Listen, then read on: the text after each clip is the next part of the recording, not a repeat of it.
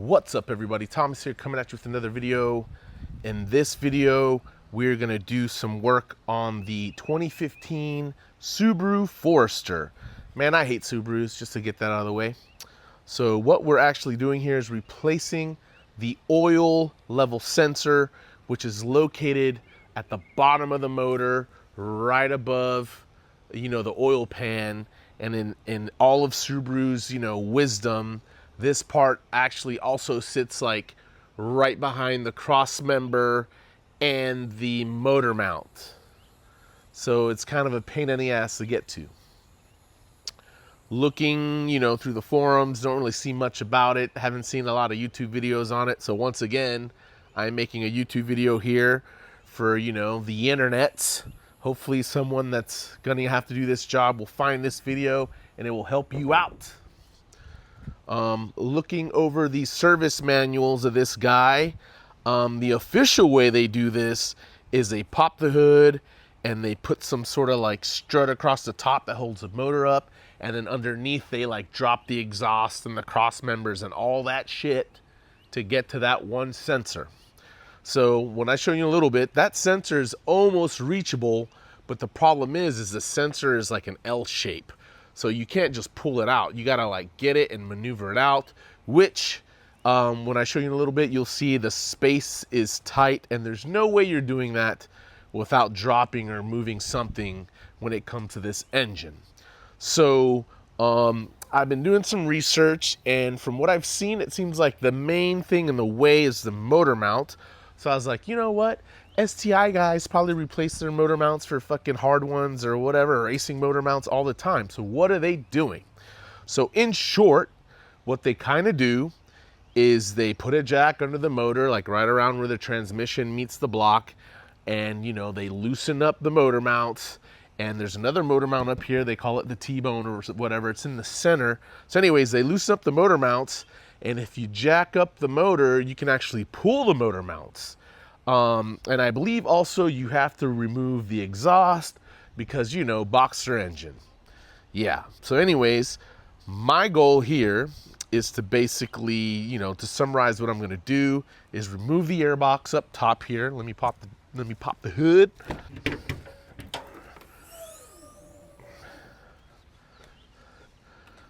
So my plan is to remove the airbox so I can get to the motor mount that's right here. And then I plan on jacking up the car a little bit so I can put it on stands, because when you try to jack up the motor, I believe there's suspension travel and the suspension's gonna move up with it. So I kind of want this car to be in place while I jack up the motor.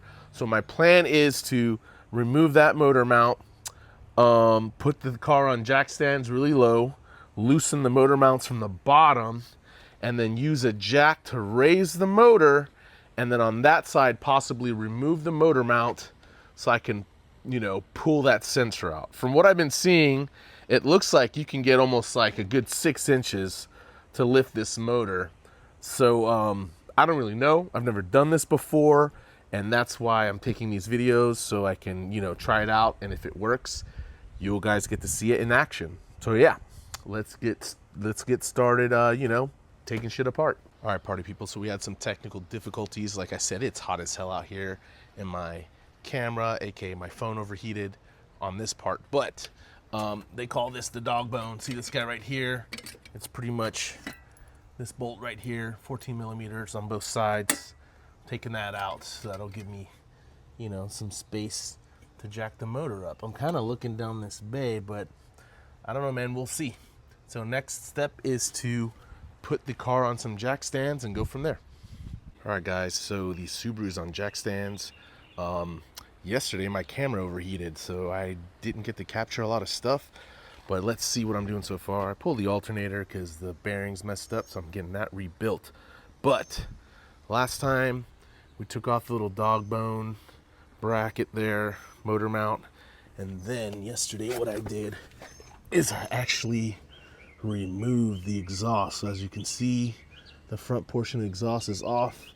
That's 3 14 millimeter bolts, and then back there there's a 12 and a 14.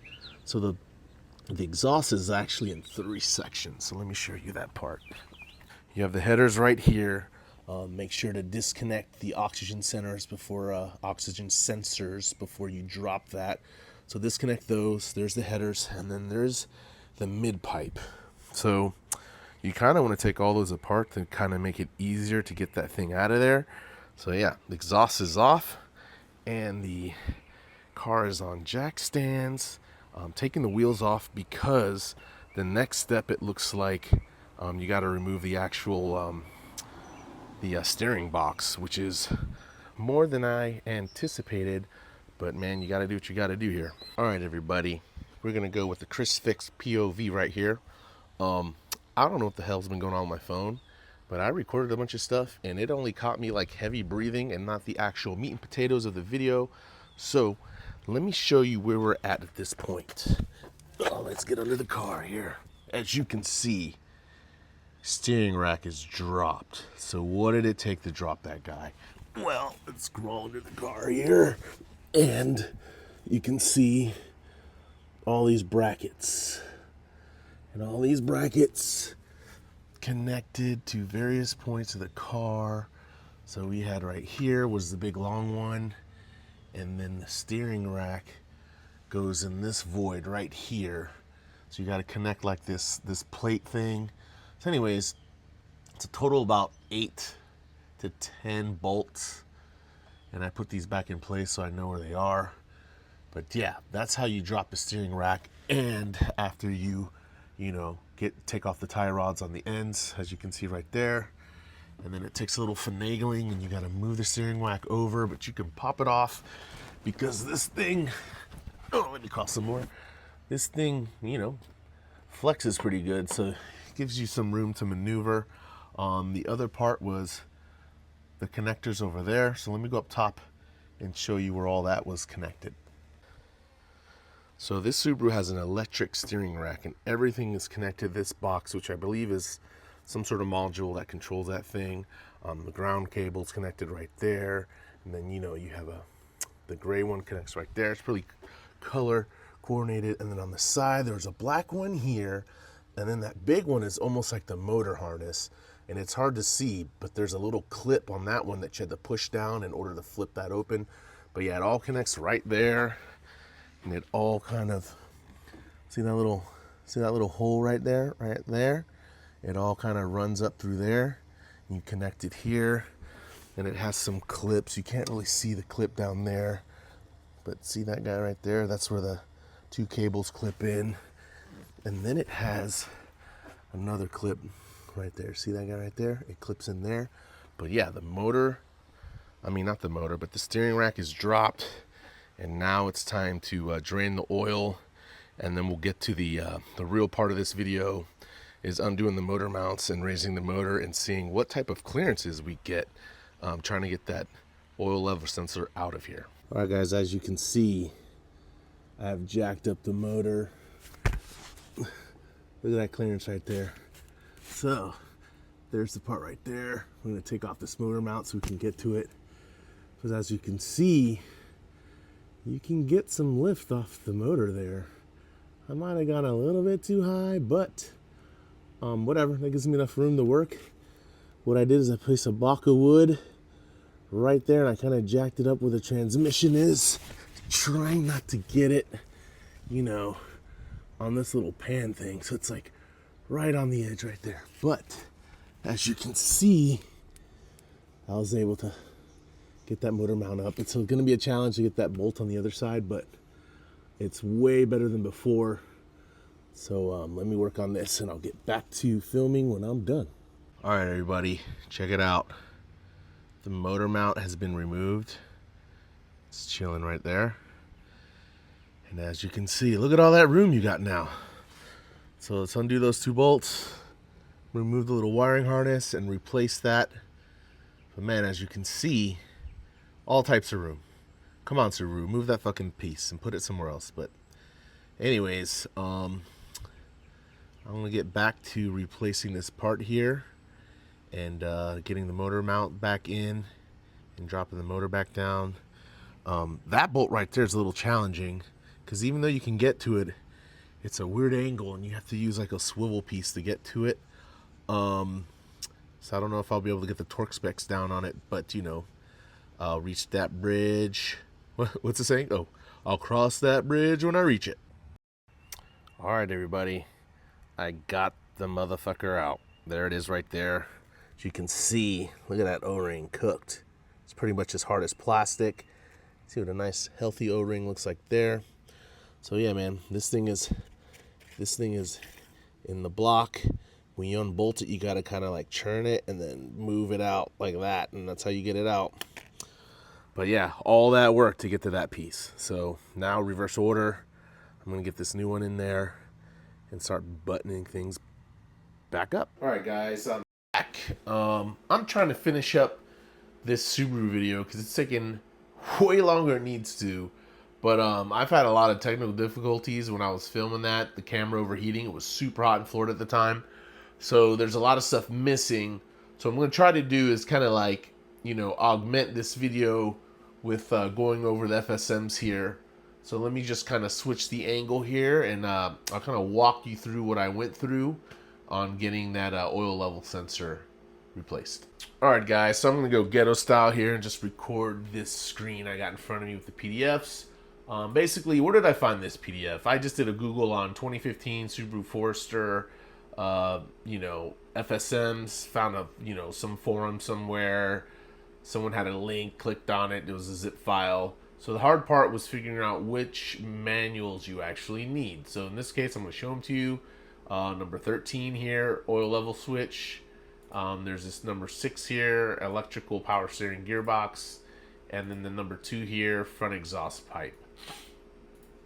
So since my video was kind of like chopped up and, you know, because I'm missing footage and all that, I'm going to kind of run you through the FSM and kind of show you what I did. At this point, you know, pretty much, you know, remove this piece right here, disconnect the intake here. They have you move it to the side. I completely removed it.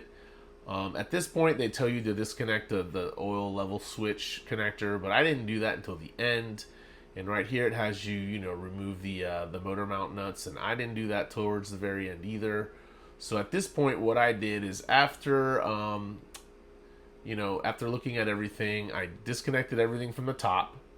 What they're not showing you here is possibly the, you know, that T-bone.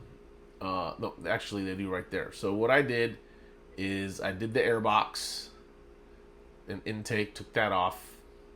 And then what I did is on this portion right here, I disconnected this motor mount right here. And then from there, what I did is I switched over to the front exhaust pipe and took that piece off. So you want to disconnect the O2 sensors and, you know, undo all the piping bolts. There's 1, 2. This one's towards the middle. And then this one's like a bracket that holds it in place, like towards the front. And then over here, this is showing you, you know, where you're disconnecting the headers from the block with those arrows. And then that was pretty much it. You drop the exhaust and you're kind of done with that portion. Then after that, I switched to the electric steering portion, number 6 here. And this pretty much shows you, you know, to mark these guys so you know how to put them back together. I don't think you have to undo the top and the bottom part. I would say doing the bottom part's probably enough to get the steering rack out. And then they have you do this weird thing where you put the seatbelt about. I didn't do that. And then at this point, it shows you, you know, you got to remove all the plastics and the brackets and the, you know, the I don't know what you call it, the engine guard underneath. But once you do all that, you know, you're disconnecting tie rods. You know, here's the cross member support thing I'm telling you about, and then here are all these support brackets you remove from the suspension, the front suspension, so you can get to everything. So once all that's done, you know, here are the bolts for the you know, the steering rack, the gearbox, and then, you know, just follow FSM and you drop the gearbox. So then at that point, what I did is going back to the oil level switch. I just made sure I drain the oil, and then once I drained the oil, what I did is I undid the bottom motor mounts, which it kind of shows you. Let's see, bear with me here. It doesn't really show you, but like right here, I undid the bottom motor mounts. This one has you, use some sort of crane to lift the motor. What I did is I undid the bottom motor mounts, and like as I show you in the video, you can see where I have the wood block, and I actually jacked it up from like a point right in between the block and the transmission. And you undo the motor mounts, and then you're able to get this guy, and then you pull them off and replace it with the new one. And that's when I undid, all the electrical connections and put the other one back. And then after that, it's just reverse order. Well, guys, there you have it. So hopefully this shines some light on replacing that oil level switch.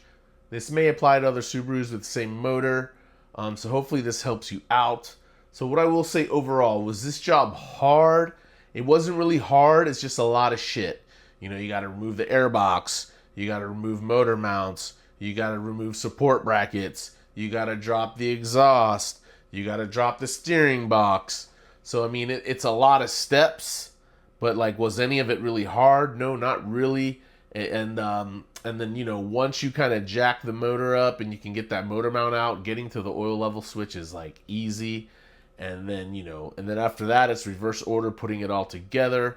So what I will say is, try to find these FSMs. Maybe I can put a link or something in the description so where you can find, the PDFs or the whole zip file for this. But yeah, man, I did the job. So, I don't know your level of, mechanics, your mechanic skills, what you got, but I try to, I kind of learn as I go, but none of this was really hard. You didn't need any specialty tools. So it's pretty much just time and patience and reading through the manual and going through everything. I will say I have mechanic buddies, and they priced me out this job, and you're looking like with labor, because it's a lot of stuff, you're looking at $2,000 to $3,000 to get this job done, just to replace that little oil level switch. So if you want to save yourself some money, just make sure you have like a whole day or something, a couple days to run through this. But other than that, it really wasn't that hard. It just takes time. Well, guys, that's pretty much all I got for this video. Hopefully this gives you some insight on what is needed to complete this job. Set aside some time, and hopefully you can get this done, and you can find, the FSMs and all this other stuff. But yeah, now it's time to wrap up this video. So like always, thank you for watching. Peace.